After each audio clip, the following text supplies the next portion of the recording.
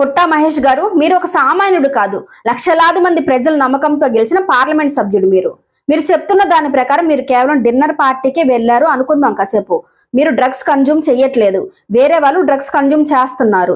చేసినప్పుడు మీరు అక్కడ ఆ ప్రదేశంలో ఉన్నప్పుడు అక్కడ అసాంఘిక కార్యకలాపాలు జరుగుతున్నాయని పోలీసులకు సమాచారం ఎందుకు ఇవ్వలేదు? ఒకవేళ అక్కడ డ్రగ్స్ వాడుతున్నారని మీకు తెలిసినప్పుడు మీరు వెంటనే పోలీసులకు సమాచారం ఇచ్చుంటే మీరే హీరో అయ్యేవారు కదా. డ్రగ్స్ రహిత సమాజం కోసం పోరాడే యోధుల్లా మిమ్మల్ని ప్రజలు చూసేవారు కదా. కానీ మీరు అక్కడ మౌనంగా ఎందుకు ఉండిపోయారు? అది మీ బాధ్యత రాహిత్యం కాదా?